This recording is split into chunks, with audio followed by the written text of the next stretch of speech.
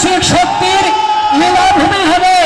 এই দেশে কোন সরকার, কোন রাজনৈতিক দল স্থায়ী ক্ষমতা উপভোগ করতে পারবেন না। বিদেশি শক্তি এখন থেকেই তো বাংলাদেশের জায়গায় খাবার দেওয়ার জন্য প্রচেষ্টা করছে।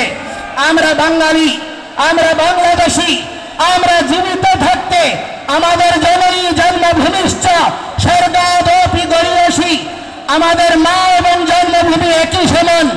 আমাদের মা যেমন আমাদের পূজ্য, এই জন্মভূমি পূজ্য। আমাদের 1 ইঞ্চি ভূমিকে নিয়ে কাউকে আমরা ছিনিমিনি খেলতে দেব না। আজকে এই ঐক্যবদ্ধ গণতন্ত্র, সমতা, সাম্য, মৌলিক অধিকারের দাবিতে আমরা যখন সংঘবদ্ধ হয়েছি, যে জাতি জাতীয় পতাকা উত্তোলন করে, জাতীয় সঙ্গীত গেয়ে, সাম্যের কথা বলে যে কোনো কর্মসূচি শুরু করে, সেই জাতিকে আজকে অতিশয় দুর্ভাগ্যের বিষয় রাষ্ট্রদ্রোহের মামলায় আমাদেরকে আসামি করা হচ্ছে।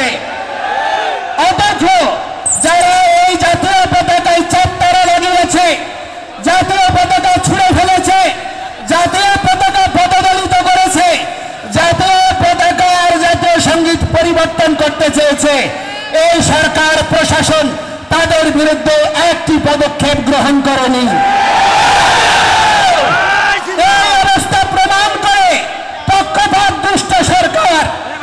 এই সরকার মৌলিক গণতন্ত্রে সাম্য সমতায় বিশ্বাস যদি করেন, সকলের প্রতি সমান পদক্ষেপ গ্রহণ করুন।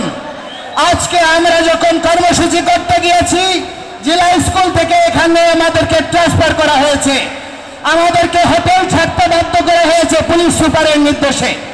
আমি বলতে চাই, আজকে ডিসি মহোদয় বলছে রংপুরের লোক না হলে নাকি কথা বলা যাবে না। আরে ভাই, তুমি আমার টাকায়, আমার ট্যাক্সে তুমি চাকরি করছো।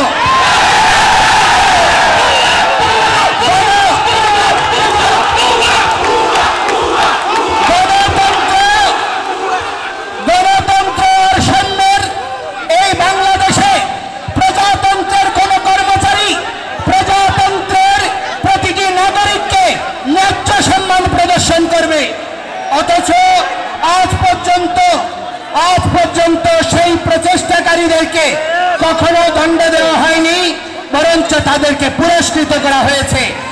এই অবস্থা আমরা মেনে নিতে পারি না। এই ডিসিকে অবিলম্বে প্রত্যাহার করতে হবে।